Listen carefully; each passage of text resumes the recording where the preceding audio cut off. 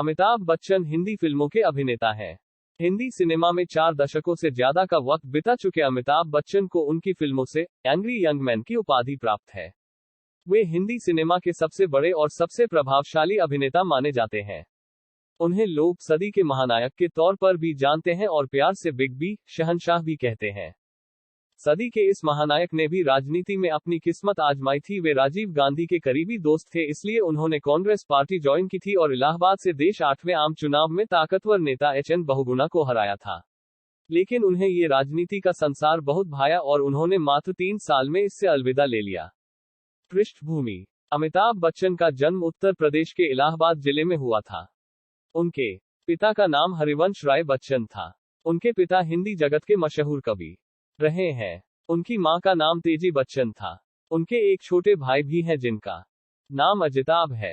अमिताभ का नाम पहले इनकलाब रखा गया था, लेकिन उनके पिता के साथी रहे कवि सुमित्रानंदन पंत के कहने पर उनका नाम अमिताभ रखा गया। पढ़ाई: अमिताभ बच्चन शेरवुड कॉलेज, नैनीताल के छात्र रहे हैं। इसके बाद की पढ़ाई उन्होंने दिल्ली विश्वविद्यालय के किरोरीमल कॉलेज से की थी। पढ़ाई में भी वे काफी अव्वल थे और कक्षा के अच्छे छात्रों में उनकी गिनती होती थी। कहीं ना। अमिताभ बच्चन की अनदेखी तस्वीरें। पुरस्कार: सर्वश्रेष्ठ अभिनेता के तौर पर उन्हें 3 बार राष्ट्रीय फिल्म पुरस्कार मिल चुका है। इसके अलावा 14 बार उन्हें फिल्मफेयर अवार्ड भी मिल चुका है। फिल्मों के साथ साथ वे गायक, निर्माता और टीवी प्रेजेंटर भी रहे हैं। भारत सरकार ने उन्हें पद्मश्री और पद्मभूषण सम्मान से भी नवाजा है। अमिताभ बच्चन की आने वाली फिल्में। अमिताभ बच्चन से जुड़ी कुछ दिलचस्प बातें। अमिताभ बच्चन सदी के महानायक कहे जाते हैं। वे हिंदी फिल्मों के सबसे बड़े सुपरस्टार माने जाते हैं। उन्हें असली पहचान फिल्म जंजीर से मिली थी। ये फिल्म अमिताभ से पहले कई बड़े अभिनेताओं को ऑफर हुई थी, जिसमें मशहूर अभिनेता राजकुमार भी शामिल थे, लेकिन राजकुमार ने इस फिल्म को ये कहकर ठुकरा दिया था कि डायरेक्टर के बालों के तेल की खुशबू अच्छी नहीं है। 70 और 80 के दौर में फिल्मी सीन्स में अमिताभ बच्चन का ही आधिपत्य था। इस वजह से फ्रेंच डायरेक्टर फ्रांसवा ट्रूफो ने उन्हें वन मैन इंडस्ट्री तक करार दिया था। अपने करियर के दौरान उन्होंने कई पुरस्कार जीते हैं, जिसमें सर्वश्रेष्ठ अभिनेता के तौर पर 3 राष्ट्रीय फिल्म पुरस्कार भी शामिल है। इंटरनेशनल फिल्म फेस्टिवल्स और कई अवार्ड समारोहों में उन्हें कई पुरस्कारों से सम्मानित किया गया है। वे 14 फिल्मफेयर पुरस्कार भी जीत चुके हैं। उन्हें फिल्मफेयर में सबसे ज्यादा 39 बार नामांकित किया जा चुका है। फिल्मों में बोले गए उनके डायलॉग आज भी लोगों के दिलों में ताजा है। उनके सुपरहिट करियर में उनके फिल्म्स के डायलॉग्स का भी अहम रोल रहा है। उन्हें भारत सरकार की तरफ से 1984 में पद्मश्री, 2001 में पद्मभूषण और 2015 में पद्मविभूषण जैसे सम्मान मिल चुके हैं। करियर के शुरुआती दौर में उन्हें काफी दिक्कतों का सामना करना पड़ा था।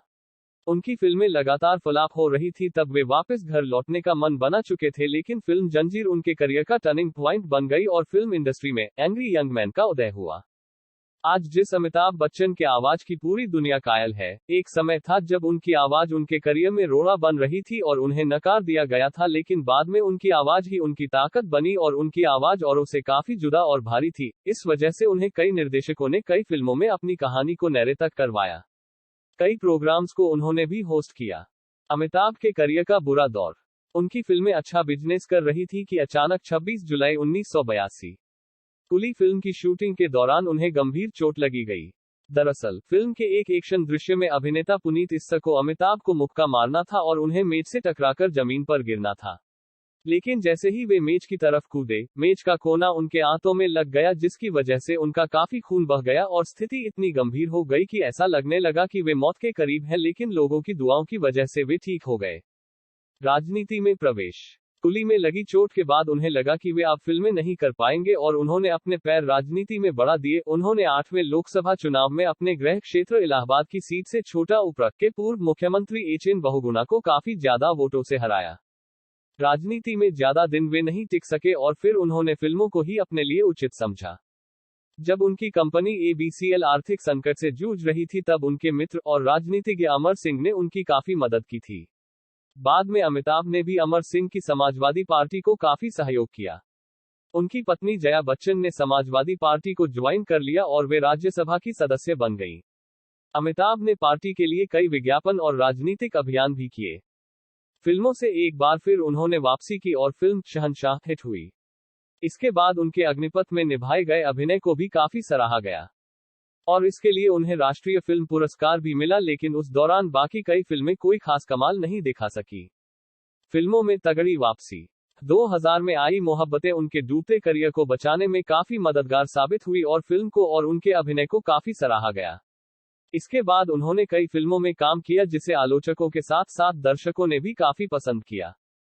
2005 में आई फिल्म ब्लैक में उन्होंने शानदार अभिनय किया और उन्हें राष्ट्रीय फिल्म पुरस्कार से एक बार फिर सम्मानित किया गया। फिल्म पा में उन्होंने अपने बेटे अभिषेक बच्चन के ही बेटे का किरदार निभाया। फिल्म को काफी पसंद किया गया और एक बार फिर उन्हें राष्ट्रीय फिल्म पुरस्कार से नवाजा गया। वे काफी लंबे समय से गुजरात पर्यटन के ब्रांड एम्बेसडर भी हैं। उन्होंने टीवी की दुनिया में भी बुलंदियों के झंडे गाड़े हैं और उनके द्वारा होस्ट किया गया केबीसी बहुत पॉपुलर हुआ। इसने टीआरपी के सारे रिकॉर्ड तोड़ दिए और इस प्रोग्राम के जरिए कई लोग करोड़पति बने। सामाजिक कार्यों में आगे इन सबके इत्र अमिताभ बच्चन लोगों की मदद के लिए भी हमेशा आगे खड़े रहते हैं। वे सामाजिक कार्यों में काफी आगे रहते हैं। कर्ज में डूबे आंध्र प्रदेश 40 किसानों को अमिताभ ने 11 लाख रुपए की मदद की। ऐसे ही विदर्भ के किसानों की भी उन्होंने 30 लाख रुपए की मदद की। इसके अलावा और भी कई ऐसे मौके रहे हैं जिसमें अमिताभ ने दरियादिली दिखाई है और लोगों की मदद की है।